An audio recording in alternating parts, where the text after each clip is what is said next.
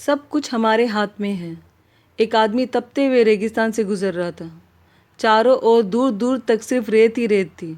न कहीं पानी, न कहीं पेड़, न हरियाली। तेज धूप और गर्म हवाओं से वह परेशान हो चुका था। चलते चलते उसने आसमान की ओर देखा और गुस्से से बोला, हे भगवान, आपने ये कैसी जगह बनाई है? यहाँ पानी क्यों नहीं है? अगर यहाँ पानी होता तो पेड़ पौधे उगते और यह रेगिस्तान भी कितना सुंदर बन जाता। यह शिकायत करते हुए वह आगे बढ़ रहा था। तभी अचानक उसकी नज़र सामने एक पुराने कुएं पे पड़ी। वह हैरान रह गया क्योंकि वह इस रास्ते से कई बार गुजरा था, लेकिन उसने पहले कभी यहाँ कुआं नहीं देखा था। वह दौड़कर कुएं के पास पहुंचा। कुआं साफ और ठंडे पानी से भरा हुआ था।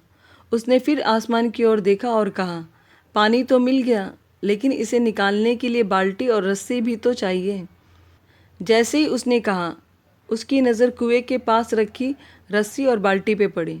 अब उसने फिर शिकायत की, ठीक है, बाल्टी और रस्सी मिल गई, लेकिन यह पानी दूर तक कैसे लेके जाऊं? तभी उसे पीछे से किसी ने हल्के से छुआ। उसने मुड़कर देखा तो वहाँ एक ऊँट खड़ा था। अब उसके पास पानी था, रस्सी थी, बाल्टी थी और पानी ले जाने के लिए ऊँट भी था।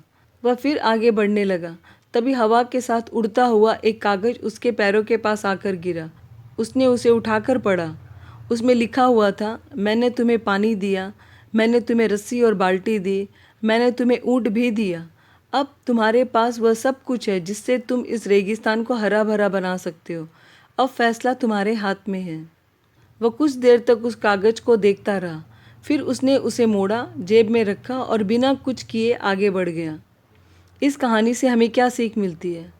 हम अक्सर अपनी असफलताओं के लिए किस्मत को, भगवान को, परिस्थितियों को या दूसरों को दोष देते हैं, जबकि सच्चाई यह है कि जीवन हमें अवसर और साधन देता है।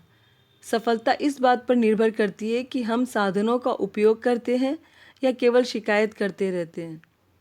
याद रखिए, भगवान अवसर देता है, लेकिन कर्म हमें करना पड़ता है। जिस दिन शिकायत बंद करके प्रयास शुरू कर दोगे, उसी दिन तुम्हारी ज़िंदगी बदलनी शुरू हो जाएगी, क्योंकि सच में सब कुछ तुम्हारे हाथ में है। धन्यवाद।